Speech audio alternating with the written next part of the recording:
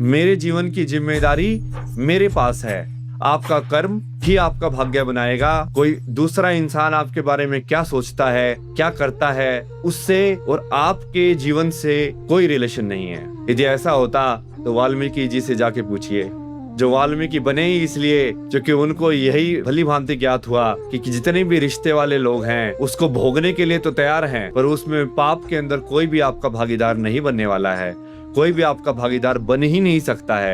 यदि आपके क्लास के सारे बच्चे एक तरीके से आचरण कर रहे हैं, एक तरीके से बिहेवियर कर रहे हैं, वो सब लोग मैकेंजी में जॉब पाने के लिए कर रहे हैं, वो सब स्टीव जॉब्स बनना चाहते हैं, सत्या नडेला बनना चाहते हैं, तब आप भी सोचे कि हम इसी रास्ते पर चलना चाहिए। पर आपकी चॉइस होगी।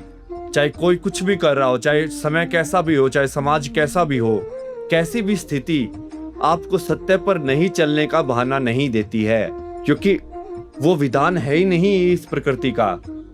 सब लोग एक रेस के अंदर अंधे की तरह भाग रहे हैं तो तुम भी भागो। क्यों? क्योंकि वही लोग तुम्हारे आसपास रहते हैं, वही लोग तुम्हारी पहचान है, उन्हीं लोगों को तुम अपना सगा संबंधी, अपना मित्र, अपना मानते हो। इसी धर्म संकट में फंस गया है अर्जुन। उसके मन की सारी स्मृतियां कि उसने बचपन कैसे गुजारा है, ये तो उसके भाई हैं, ये तो उसके गुरु हैं, सारी मेमोरीज मन में आकर उसकी क्रिया को पूरी तरीके से खत्म कर दिया है उन्होंने।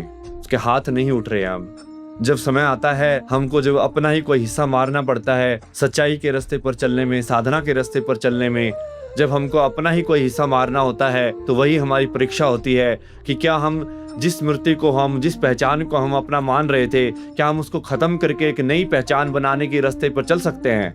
वही एक साधक की पहचान होती है। यह केवल एक चैनल नहीं, यह सत्य की क्रांति है। अस्तित्व की सच्चाई पर आधारित एक नई दुनिया का सृजन करने के लिए कल की वर्ल्ड यूट्यूब चैनल से जुड़िए, स्वयंसेवक बनिए, अन्वेषण कीजिए और शिव.फाउंडेशन पर दान दीजिए। एक साथ मिलकर हम धर्म को जागृत करते हैं।